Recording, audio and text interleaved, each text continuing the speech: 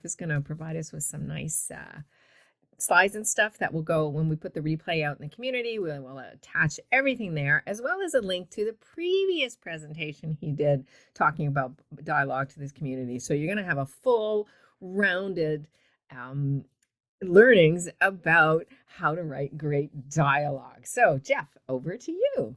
Thanks. Yeah. So, last time I spoke with y'all, which is a year ago, we talked about like how to build character voices, the different components of character voices, how to modulate, all that kind of stuff. So today, I was really thankful.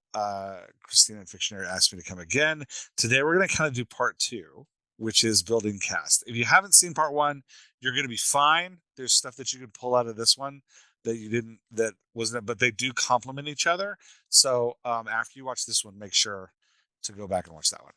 I'm going to share my screen, and I talk best with slides. It keeps me like focused and on point. So if you have questions, feel free to ask them in the chat. I'll do my best to grab them while I can.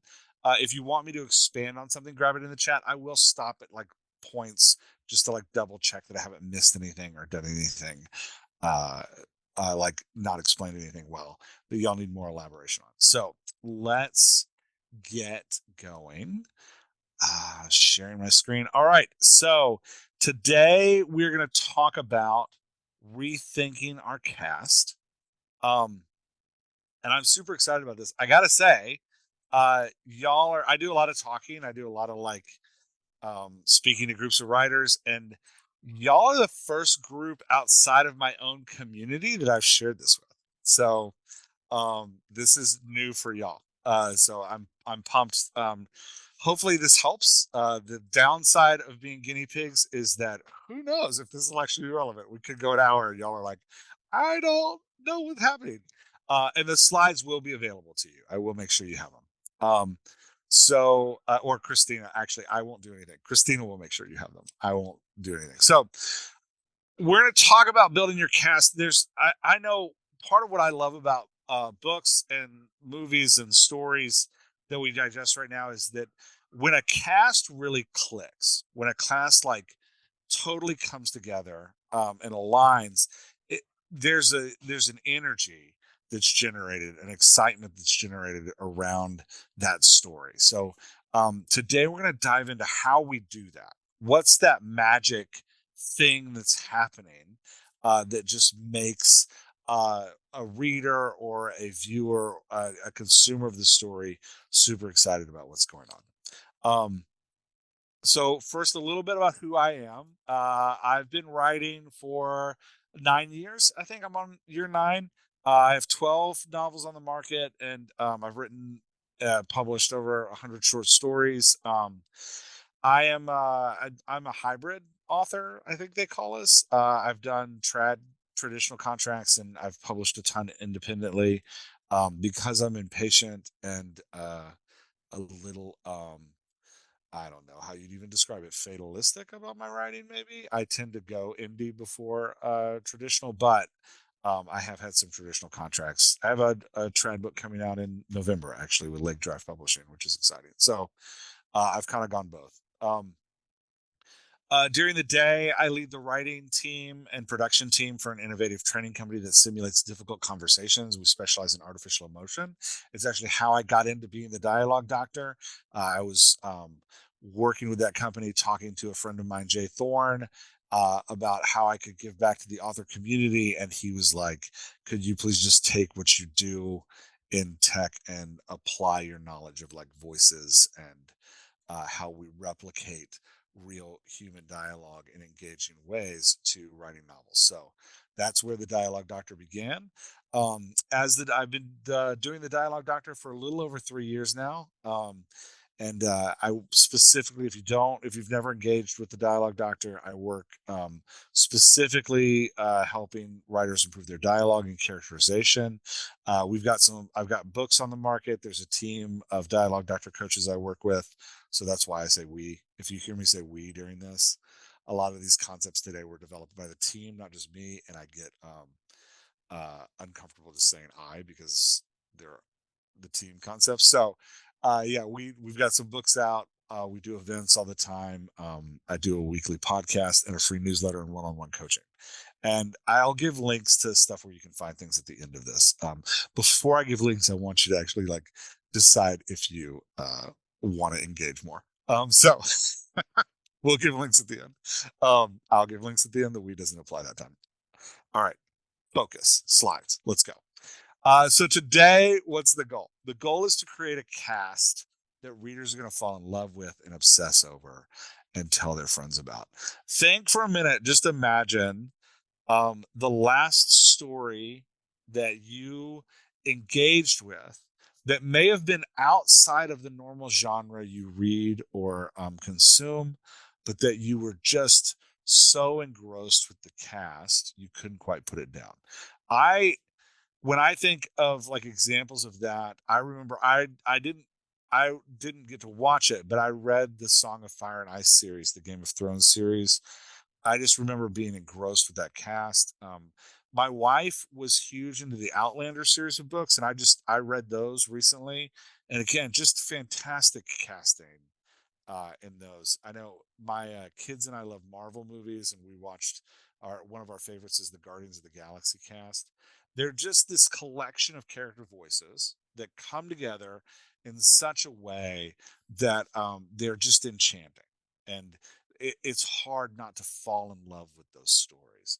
Oh, the Silo trilogy by Hugh Howey, Susanna says again, just another incredible, fantastic cast that really just kind of unites and builds together. So and that's our goal, right? Like as we're writing, we want to give our readers this cast that allows them to obsess over the characters in the world so that they take ownership of it and start to make it their own. I'm watching that right now with my 9-year-old, just started reading the Percy Jackson series by Rick Riordan, and he has completely fallen in love with the world and the cast specifically, and it's led him to go get all these comic books that he's reading on his own just to dive deeper into the characters, and he's plowing through the books, and that's the kind of, I don't know about y'all, but that's the kind of story I want to create. I want to create a story where the readers get consumed and obsessed. So that's our goal today, is to talk about how that kind of cast comes together and works together to create that reader engagement. So, the way that we do that, and what all of those stories have in common across genre, the Silo trilogy, like Susanna mentioned in the chat, the Game of Thrones series, the Guardians of the Galaxy series, the Outlander series. I read some of the Bridgerton series recently, and that's another like super strong, dynamic cast. Or I'm a huge fan of TJ Klune's work. All of his books have these just dynamic and amazing casts, like House on the Cerulean Sea is an example I use often. What all these books have in common, outside of uh, being great casts, is that these books take the reader on an emotional journey. So you start the story and you're totally engrossed in the story your lead main characters are going through, to the point that you just can't stop reading it until you get all the way through that story. That's what makes these stories, what makes these casts stand out, is that they are emotional journey centric or character change centric. Again, across genre, across medium, whether it's visual medium or written medium, what makes a story engaging and what makes us remember the cast is that that story is on an emotional journey, and we are watching the characters change. It's the characters' growth and change that creates that feeling for the reader and takes us on this adventure. Project Hail Mary is another great example, right? Like, I can't remember the main character, but we watch him go from reluctant, cynical math teacher living in obscurity to pulled into this global mission to struggling and fighting on a spaceship uh, by himself. and then with Rocky, to fighting for communication in life, to finally coming out on the other end, deeply appreciating communication in the world so that he's able to engage in a deep way. It doesn't matter if you love sci-fi or not, because even if you're not a huge hardcore sci-fi fan, and there's a lot of science in Project Hail Mary by Andy Weir, even if you're not a huge sci-fi fan, you're in for that emotional journey of his lead character. You want to see that character grow and change and hopefully succeed. And the ups and downs of that journey is what keeps you locked in to that story. So that's the way we create these casts, is we center our story and we center our cast around that emotional journey. Here's the problem. The problem is we have the wrong tools. So our current tools when we talk about cast are plot focused. When we talk about a hero versus a villain, a hero is somebody who is good and kind of wins the victory in the end. We want to see win. The villain is somebody who's working negatively against the objectives of the plot. But those are both plot focused, not emotional journey focused. Now, your plot can help you create tension. Your plot can help you create goals and motivations, but your plot does not create the emotional journey that readers are buying into. So when we talk about a hero or a villain, we're immediately putting our characters into this binary good and evil that's based on the objectives of the plot and not based on the character's actual growth. There's so many great examples of stories where we're actually attaching ourselves to the villain. Disney's been doing a lot of this recently where they recreate their old stories from the perspective of the villain. And it's taking that binary and breaking it apart, because what we're doing is tracking with the emotional story of the villain as opposed to the emotional story of the quote unquote hero. And so these terms, the more we do that, the more we move deeply into character growth and empathizing with a character, the less these terms hero and villain are actually helpful. Same with the terms protagonist and antagonist. If we label a character a protagonist, what we're talking about is how that character operates in the plot of the story, not necessarily how that character operates in the reader's emotional connection to the story. Same with the antagonist. When we label somebody an antagonist, we're talking about their role in the plot of the story, not their role in the emotional connection of the story. Side character is a great term to understand a character that isn't the main focus, but side character is not a great term to understand what that character's role is with the other characters and with the cast. Same with ally. Does the protagonist ally have to be another character, or can they be abstract or non-physical? That's a great question, Amy. And as we go through, I'm about to give you some more language. As we go through that language, um, I am speaking character focused today. So, what qualifies somebody as a character? A character is an entity, right? Like if your character is slime, that's fine. A character is an entity that the reader can connect with.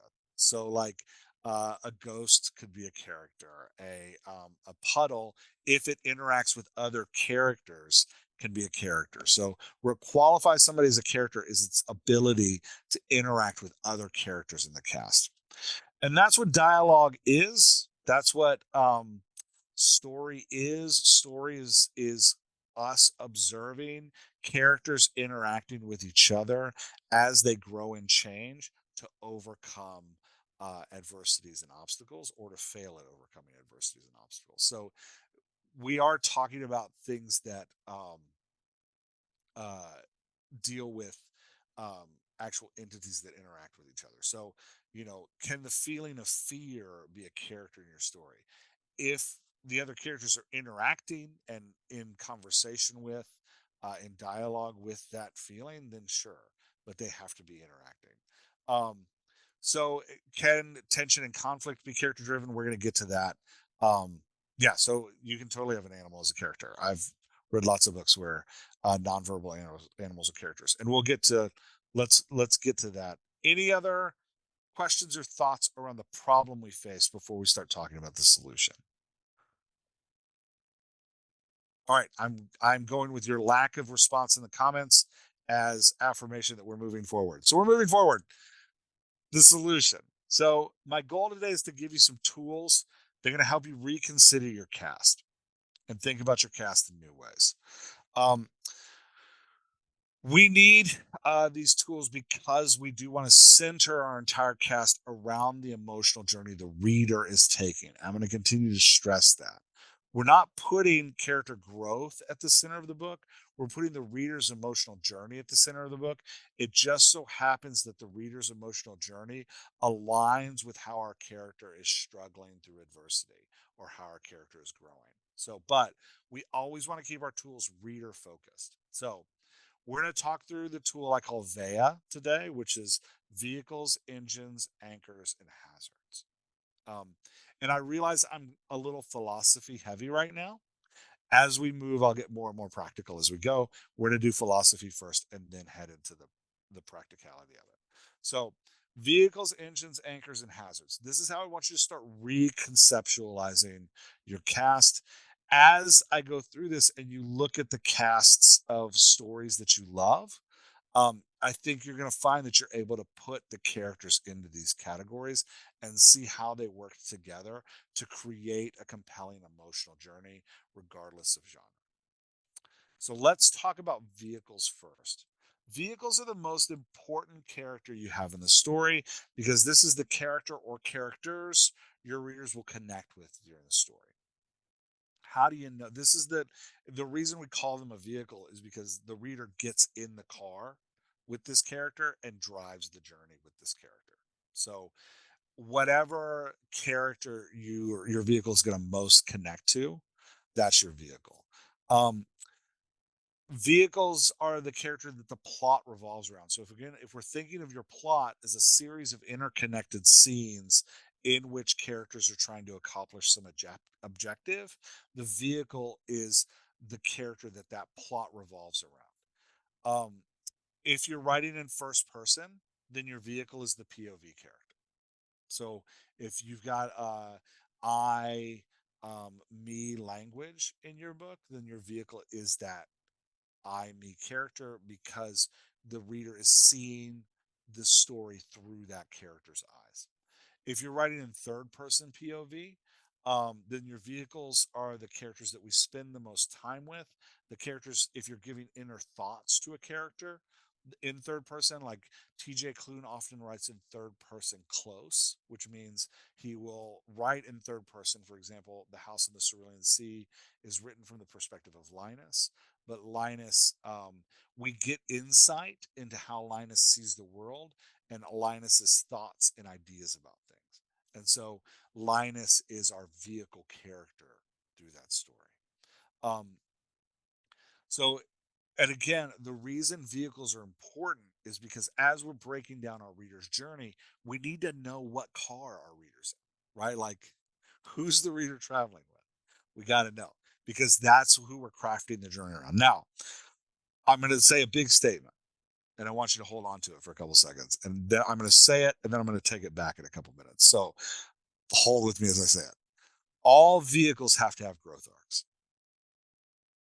Every vehicle you write has to have a growth arc. That growth arc is the emotional journey that your reader's going on. So if we're talking about Outlander, we've got our female and male protagonist whose names just vanished from my mind a second ago. They are our growth arc. If we're talking about another book I loved is Crazy Rich Asians, Rachel Chu is our vehicle, right? We're following her story. Thank you, Claire and Jamie. There we go. Claire and Jamie are our vehicles. We get bits and pieces of both of their perspectives.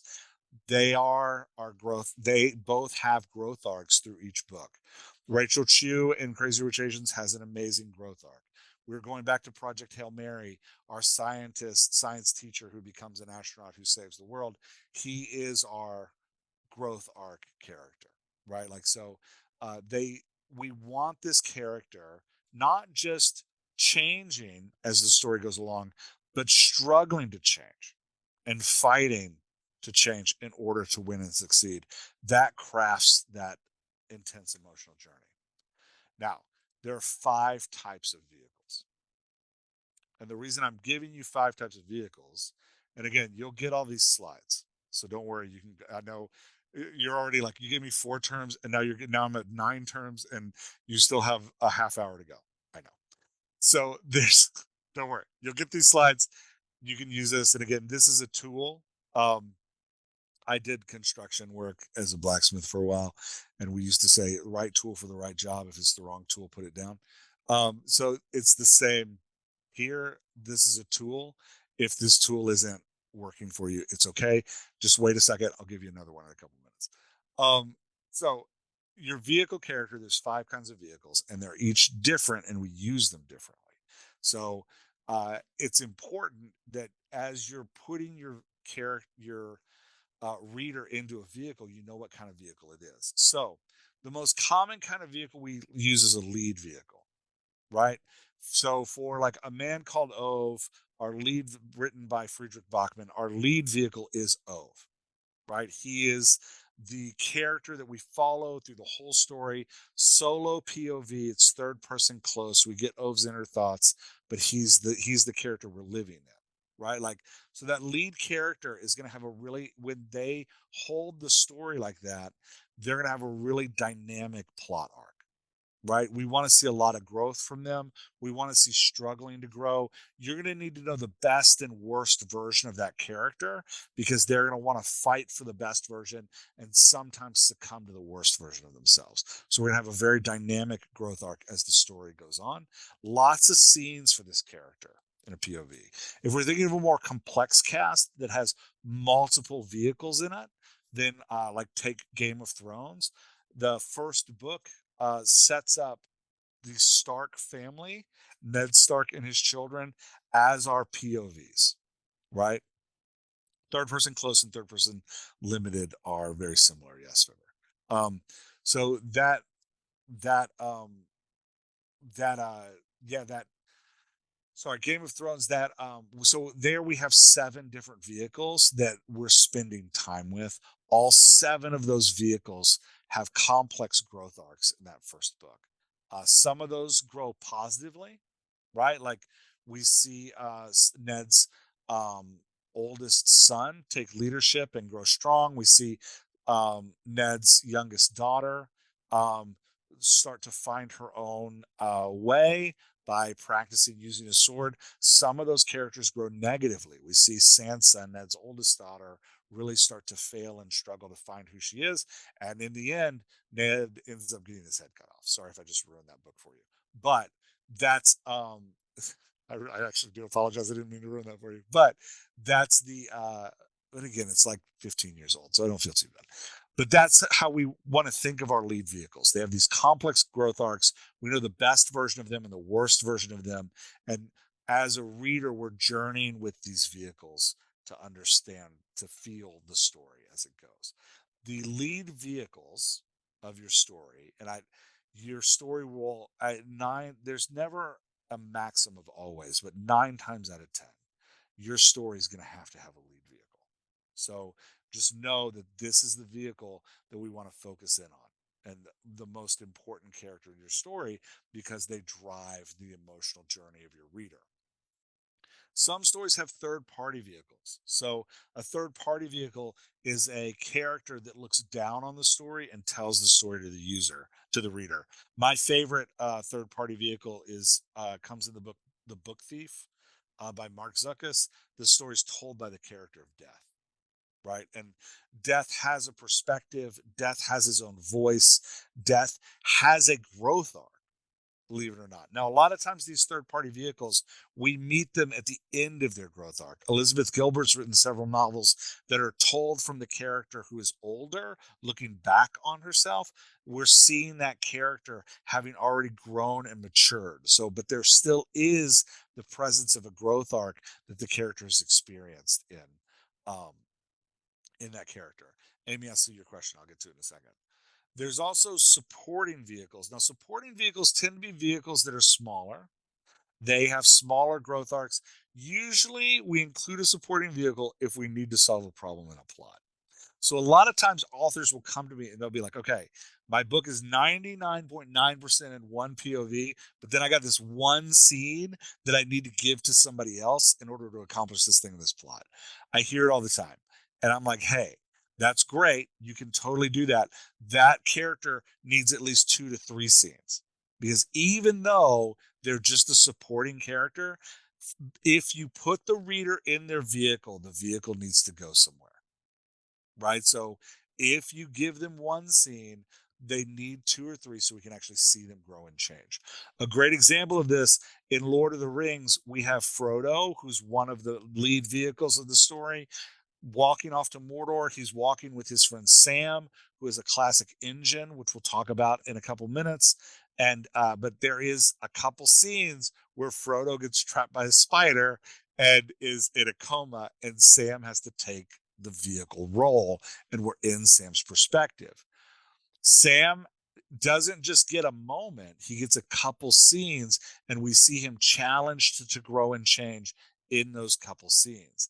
That's how supporting vehicles work. You always got to give them a couple scenes. So, no, as you're thinking through your vehicles, you're like, well, I jump into this one character's perspective for just a couple scenes. You got to still have a growth arc. They have to be supporting vehicles. The next type of vehicle is a chorus vehicle. The best example I've seen of this is in the movie The Social Network. Um, there are the Winklevoss twins, and then they have a friend as well, whose name I'm currently forgetting again. I'm so bad with names. They operate as a single character. We see them on the scene at different times. You get a scene with all three of them. You get a scene with one of them. You get another scene with two of them. You get a scene with one of them. You get a scene with all three of them. They're not a lead vehicle, but they operate like one unit. Those characters represent a force of characters that has a single growth arc. They are growing during the story, but they're all growing in the same direction. And they're kind of a chorus in the idea of like a Greek chorus where all of the characters would come on stage and speak in unison. They're a chorus of characters that work together. Fred and George are a good example, but I don't think they're vehicles. I'm going to put them as actually hazard characters. I'll come back to them. That's a good example. Harry Potter is told through a single vehicle lead, right? The only POV we get in the Harry Potter series is Harry's POV. He's a lead vehicle, and then he has a very dynamic cast around him. So we'll talk about that. I'll start using that as an example too. Symbolic vehicles. This is the one you remember I said I'm going to take it back. This is what I'm taking it back. There is a way to write a vehicle in which the vehicle doesn't change. So um, when we're talking about a symbolic vehicle, that's what we're talking about. Typically, if your vehicle doesn't grow and change, your vehicle represents a specific worldview that is other vehicles, other lead characters combat with. Gene, everybody brings up Reacher, and I don't want to talk about Reacher because maybe. Um, yeah, we can talk about Reacher. Reacher's a good example of this. In the Jack Reacher novels, Reacher is a stoic, not stoic. He's a passionate, but he is a always himself.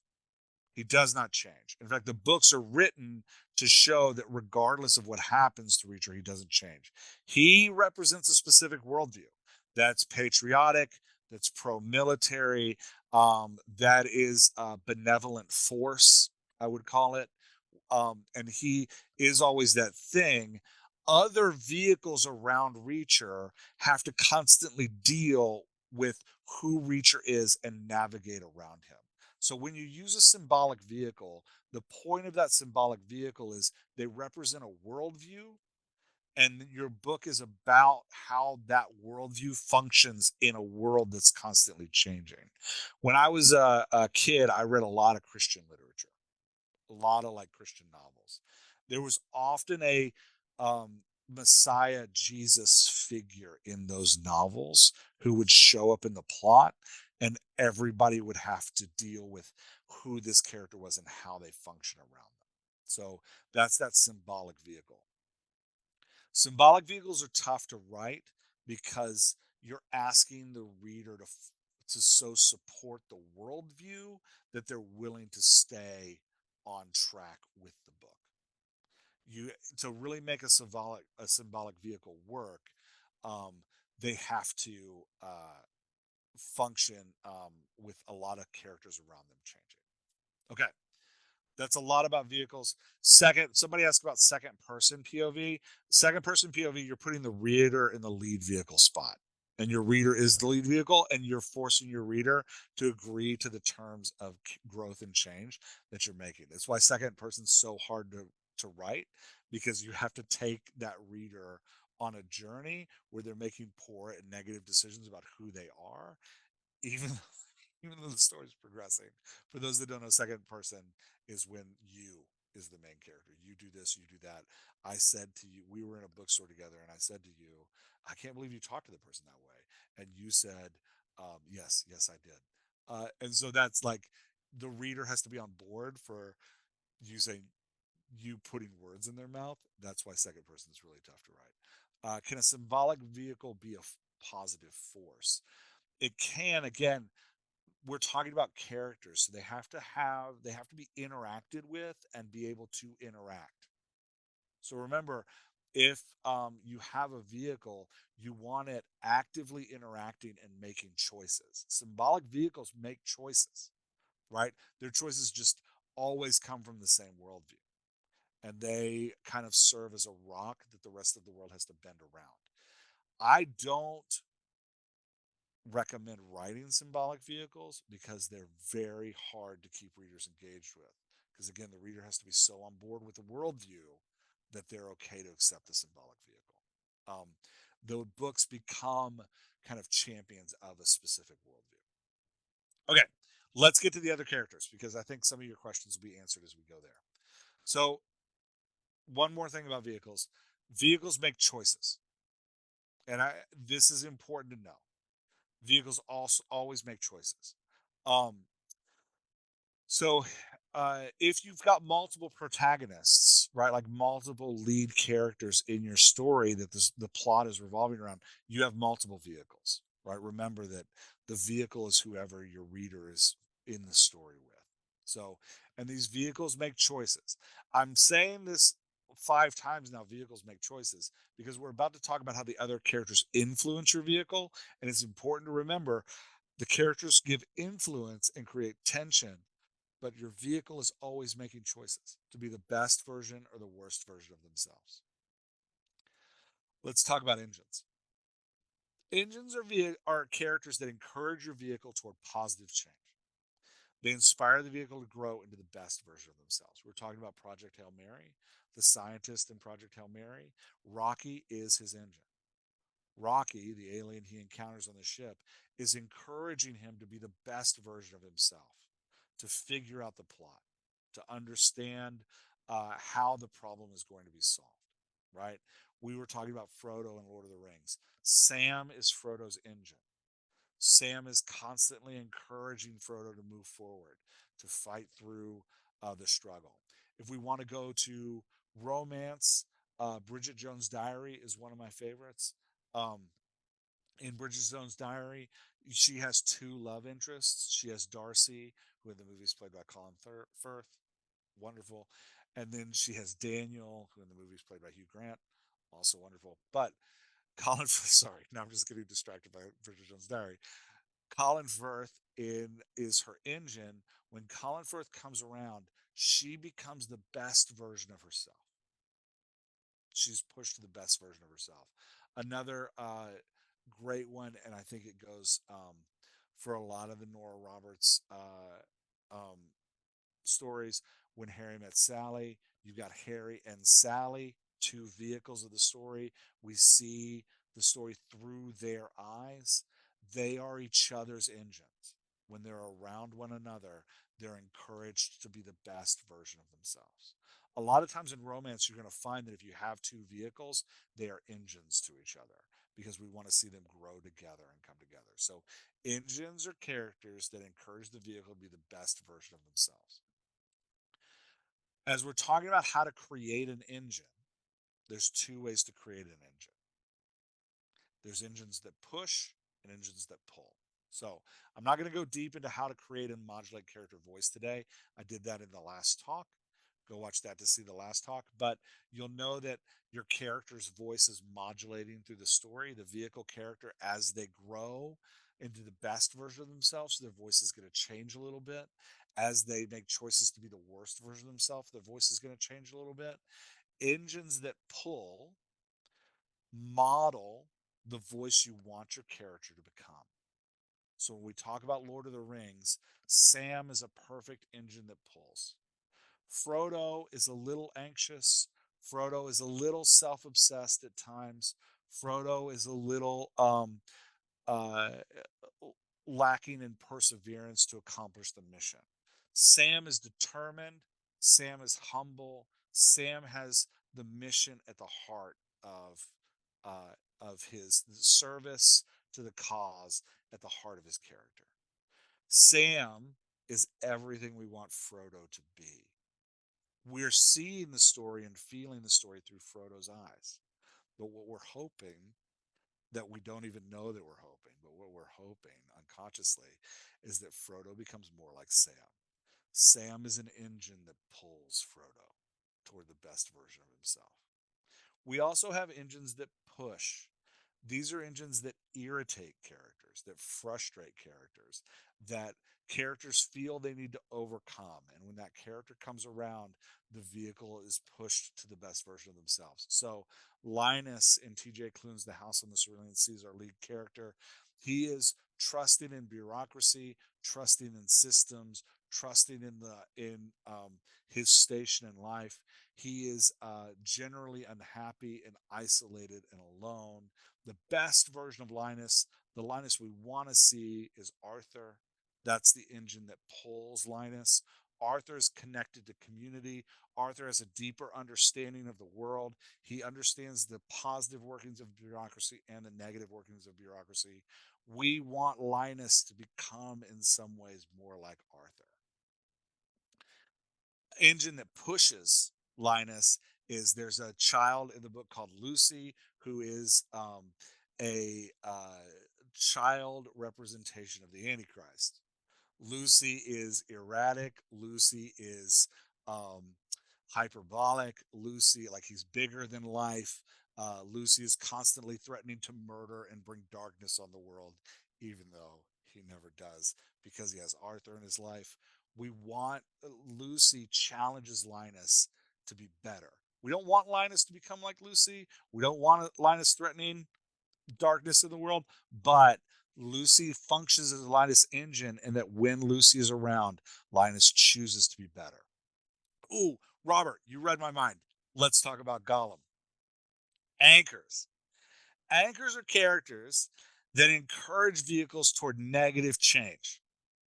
They inspire the vehicle to go to the worst version of themselves. So we're talking about Bridget Jones' Diary. Bridget Jones has Colin Firth, or Darcy, as her vehicle, as her engine. Darcy is an engine that pushes, right? She's not going to become like Darcy. He's a little stodgy. He's closed off to his emotions. He says the wrong thing all the time. But when he's around, Bridget is the best version of herself. Daniel is an anchor. When Daniel or Hugh Grant is around, Bridget is the worst version of herself. He encourages her to smoke. He laughs and encourages her foibles and, like, the clumsiness about herself that she dislikes. When he's around, she has no idea what to say. She loses her self-confidence, and he encourages her to doubt herself, right? The He is an anchor pulling her to the worst version of herself. Um, Gollum is also an anchor. When Gollum is around, Frodo is tempted to be the worst version of himself: selfish, isolated, obsessed, ignoring the world around him, right? So we also have anchors that push and anchors that pull. Anchors that pull are like Daniel from Bridget Jones' Diary. Daniel does all of the bad habits that Bridget is trying to get away from, and he attracts her into those bad habits. He's encouraging her to join him in that world. Gollum is an anchor that pulls. Gollum also has all the negative traits that Frodo has natural tendencies to. So Gollum pulls Frodo down. Great example of an engine that pushes, an anchor that pushes. When we get into, there's a great book. It's gone from me all of a sudden. The Hate You Give. There we go. Great book, The Hate You Give. The main character, Star, she's growing from being silent and concerned about how she's perceiving the world to telling the truth to her world. Her big climactic moment as a vehicle is when she takes to the top of a car with a bullhorn and explains to a rioting crowd how she sees the world, right? It's her best version of herself. The worst version of Star's self is to keep her truth hidden on the inside and not share it with the world. Star has friends, and one of those friends is a friend that's constantly telling Star to be quiet and to shut up and to challenging her, telling her that, confirming her worst fears. That's an anchor that pushes. Star's not becoming like that character, but Star is constantly being pushed down by that character into the worst version of herself. So, engines that pull call characters to be the best version of themselves by modeling good behavior. Engines that push are engines that the character has to overcome, but also encourage the character to be the best version of themselves. Anchors that pull model terrible behavior and pull the character down. Anchors that push um, cause the character to uh, hide and retreat to the worst version of themselves. Everybody follow me? So we've got two tools, engines and anchors, two ways to align their voices in a book so that we don't have to tell the reader this is what's happening. We can show the reader this is what's happening by making Sam's voice sound like we want Frodo to sound. We can tell the reader that Bridget is that um, Colin Firth or Darcy is the right example for Bridget by whenever Colin comes around, having Bridget become the best version of herself through her voice modulating into a more confident, centered, and compassionate voice. Right? So these are just tools we can use to manipulate our scenes and our stories in order to create that emotional journey for the reader in vehicles, understanding who our vehicle is, knowing that if we want our vehicle to experience positive growth, we want tension toward positive growth in our story, we add engines. If we want tension toward negative growth in our story, we add anchors. Notice I'm saying tension because the the vehicle's making choices. Remember I said that like 10 times earlier. It's tension that's being created because the vehicle's making the choice. The engine and the anchor are creating the atmosphere around the vehicle. Are these mutually exclusive? Gene, that's a great question. I'm going to hold it till the end because in the end, I'm going to get real complex. And that's for super nerds. And we can talk about that in a minute. And some of y'all are like, you're not complex already? I know. We're going to get more. Um, let's talk about a fourth type of character real quick, which is a hazard. Hazards we often throw away as like side characters. Oh, that's a side character. I don't need to deal with them. And that's just a waste of a tool. All of the characters in your cast are tools, right? Engines and anchors, they spend multiple scenes with your vehicle because they're having influence. A hazard is a character that shows up once or twice, right? I think my favorite hazard character that always appears for me is in Groundhog Day, the movie with Bill Murray. There is a character who he keeps running into on the sidewalk, and the character always waves real big and goes, Ned? Ned, is that you? That's my favorite Hazard character because he's so big. But Hazard characters are characters that show up and force your vehicle to make a decision about who they're going to be. Hazard characters have huge personalities, so big that they can't be ignored. They have to be there. For any of my Deadpool fans out there, the taxi cab driver in the movies is one of Deadpool's Hazard characters. He's great. He'll show up like twice in a movie. He's got a huge personality. Deadpool is usually in the middle of some kind of decision he has to make, and the taxi cab character has some big problem he's talking about, and he's got like delusions of grandeur about who he is, forcing Deadpool to respond to that Hazard character to be the best or the worst version of himself. Hazard characters are fantastic tools. We want them to show up probably once in the beginning of the story when our character is unformed and making decisions, and then sometime in the middle of the story when our characters at the worst version of themselves, and then maybe at the end of the story when our characters are the best version of themselves. Another great example of a hazard character in A Man Called Ove, if you've read that novel by Friedrich Bachmann. The novel starts in the Apple store with Ove, the old man, trying to get his iPad fixed. And the Apple Store employee is the most retail employee of all retail employees. He's tired. He doesn't want to deal with Ove. He doesn't want to help. He's frustrated that Ove doesn't know the appropriate lingo. He's trying to help, but he's just apathetic all the way. It's the biggest retail store employees of all retail store employees. We see him at the beginning. Ove is alone. Ove is frustrated. Ove leaves the store without getting help. He comes back in the end when uh, Ove, and this time Ove has found community. He's the best version of himself. He's no longer isolated. He's built his like second family around him. He brings one of them in, and at the end of the book, we see them translate that moment. Um, with where Ove now has this community member who can talk to the Apple Store employee, and the scene is radically different. Um, Susanna mentioned Bridget Jones's three friends. Perfect Hazard characters. They show up like three times in the movie. They are so big. They're such loud personalities. Bridget is forced to make decisions about who she is. First, she's at dinner with them, and then they show up again right before she has her big moment with Mr. Darcy, forcing her to make decisions. These Hazard characters are fantastic at moments of reflection, right? Like they're really great at these moments of reflection. Nikki, I love your take on the movies. I haven't seen either. I need to go watch them. I love all of Bachman's books. I'm a little afraid to watch the movies because I love the books so much. So, Hazard characters are big, huge forces. When you're writing a Hazard character, make sure their personalities are huge. I recommend taking to build their character voice. Usually, I say take 3 personality traits and build out of those 3 personality traits your character's voice. For Hazard character, 1 personality trait, really big, 1 personality only. And don't worry about making them deep. Right? Here's the thing about engines, anchors, and hazards. Here's the freedom you have. When you lay out engines, anchors, and hazards in your cast, which we're going to talk about in a minute, they don't have to have growth arcs unless they're vehicles. But if they're not vehicles, if they're just engines, they don't have to have a growth arc, right? In Bridget Jones' Diary, um, Daniel is just an anchor.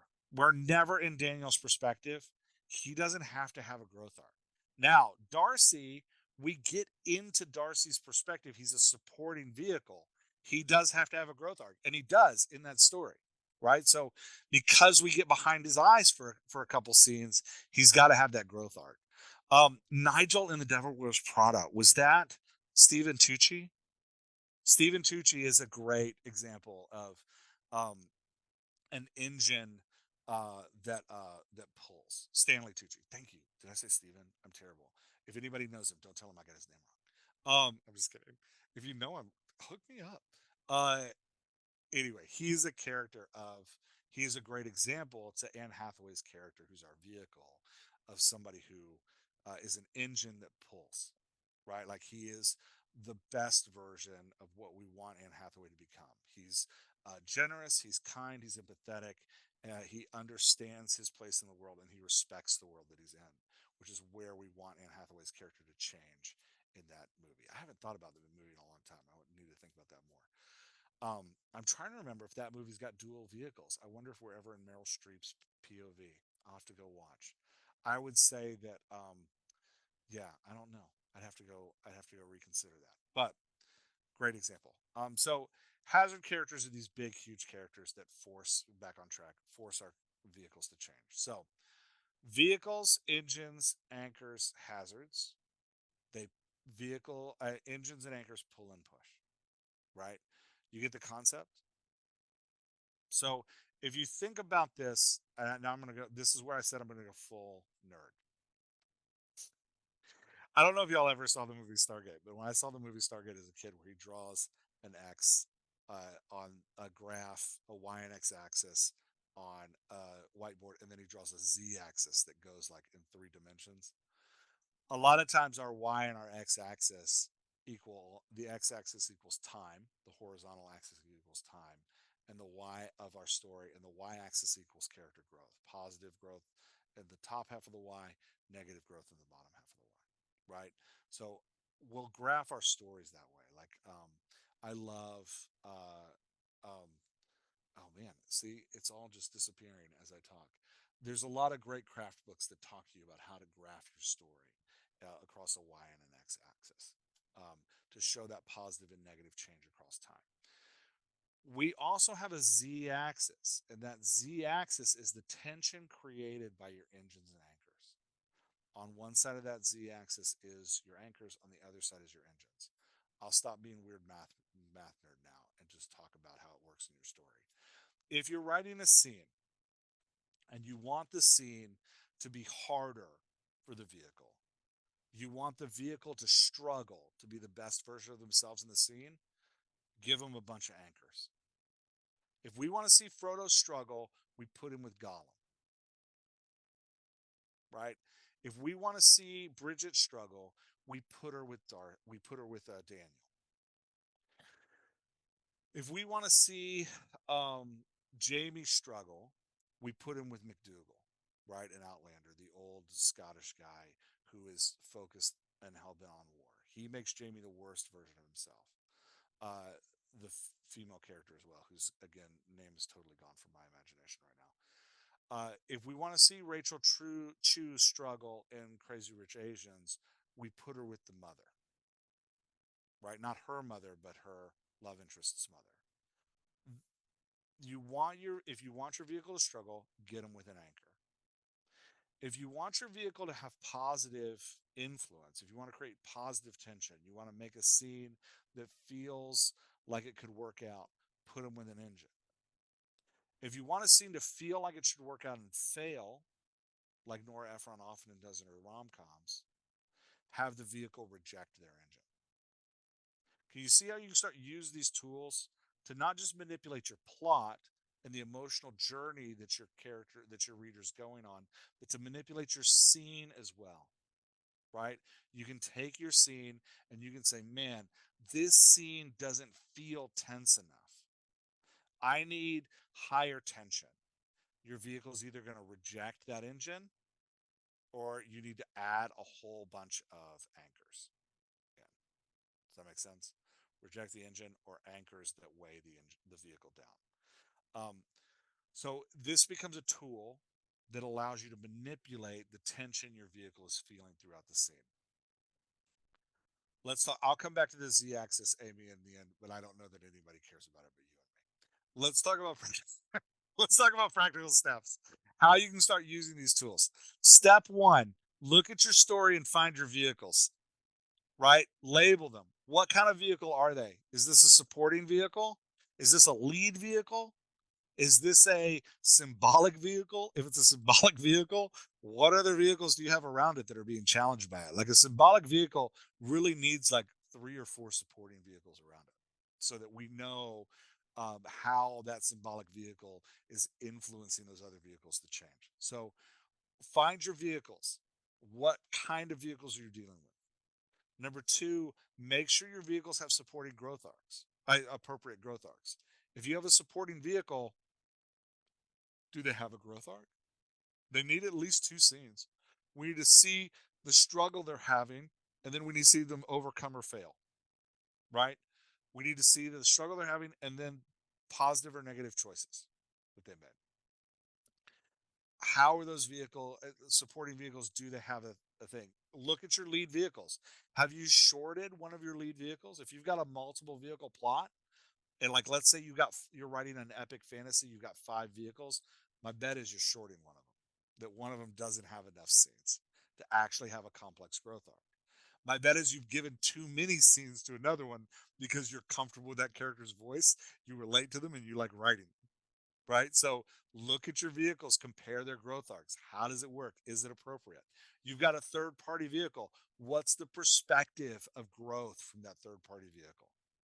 How has that vehicle either grown because of this story or growing while they tell the reader this story? How's that working? So, step two, examine your vehicle's growth arcs. Make sure they line up. Step three, look at all of your other characters. Are they engines, anchors, or hazards? Know how you're using them, know what they're for. Now, I'll give you a little secret. There's not that big a difference between an engine that pushes and an anchor that pushes. They could go either way. The distinction is for you and how you use them in scenes. I do recommend you label them one or the other, right? Because it's already muddy. The muddier it gets, the harder it gets for you. So make it easier on yourself. Label them one or the other. But label your other characters so you know how they interact. If you have a multiple vehicle plot, here's where it starts to get tough. You have to label the characters from the perspective of every vehicle.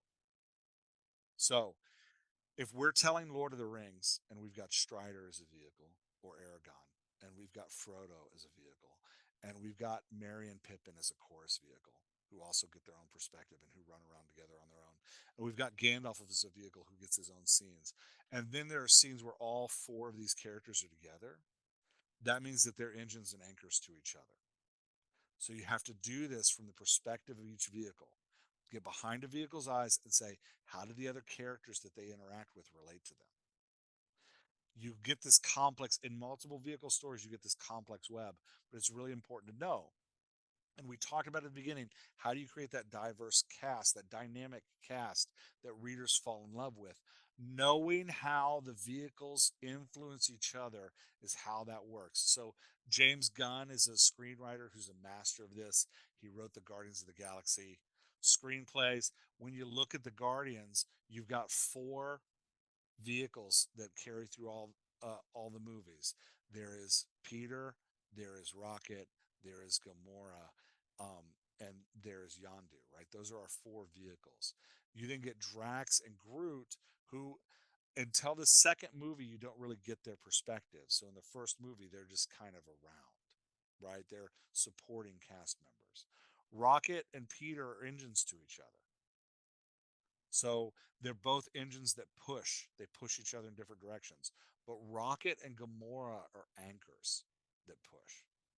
So if you get, and Peter and Gamora are engines. So if you put those three characters in a conversation, you've got Peter playing peacemaker against two people that are fighting with each other. Drax is an anchor to everybody. So when you put Drax in a conversation, the fight is coming.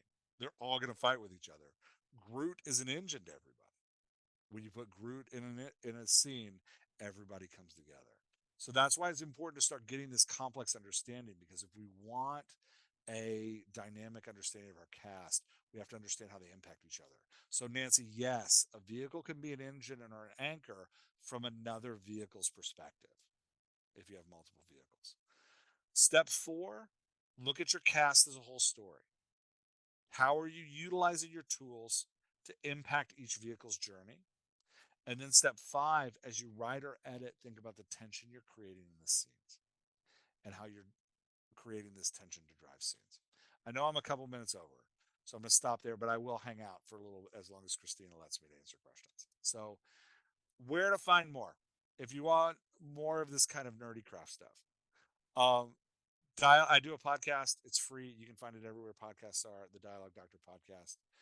Usually, I'm working with authors on scenes in that podcast, so they bring a scene and we work through it together. You'll hear me talking a lot about engines, anchors, and vehicles in those sessions. We also talk a lot about character voice and about using prose versus dialogue, exposition versus dialogue.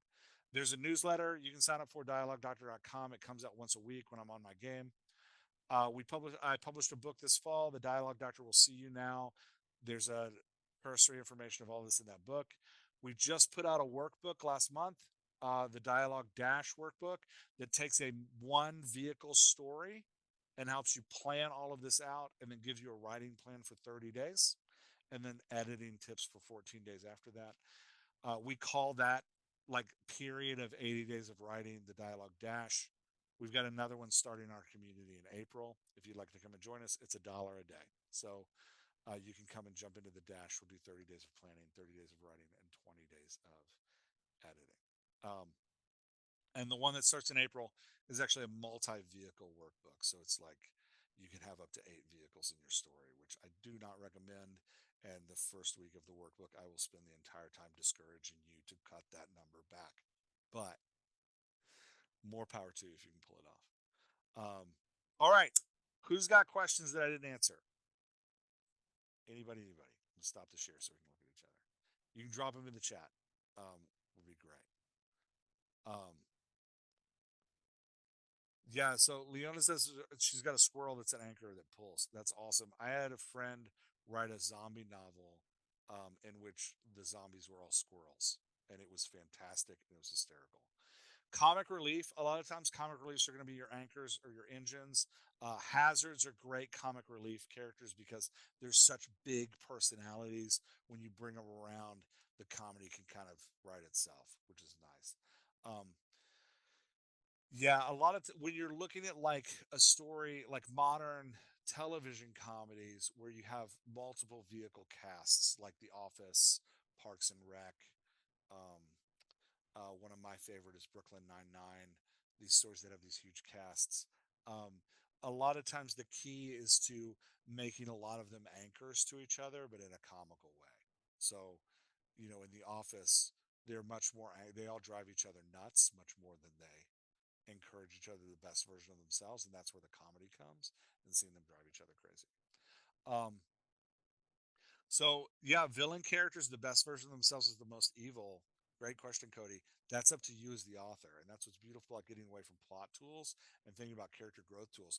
The question is, what from that vehicle's perspective is the best or worst version of themselves, and knowing that like your reader's going on a journey with that vehicle, right? What is the reader going to feel as they go? So you think about like the most recent Disney movie, um, not the most recent, but a recent Disney movie in Cruella, where they've taken a villain and a traditional villain and they've put us in her perspective and we're watching her become who she is. In the end, the character growth arc feels like a tragedy because she has the option as her engine Horace is constantly telling her to let go and forgive. That's the best version of herself. Let go and forgive. And she refuses. And instead, she bends toward revenge and power. And so that's how she becomes a villain. And the story starts to feel like a victorious tragedy, and that we see that she's become the character we didn't want her to, even though she won the plot. So you can see how like there's a difference between how the reader feels about the story and the plot of the story. She wins the plot, but she becomes the worst version of herself.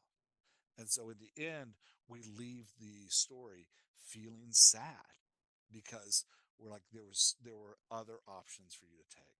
And she ends the story alone in her mansion by herself. She had a community of people that loved her and cared for her, and she rejects them in the end. So there's a like that's how you can use these tools to play with how people feel about things. Um, yeah. So Nancy asks, can an anchor change into an engine?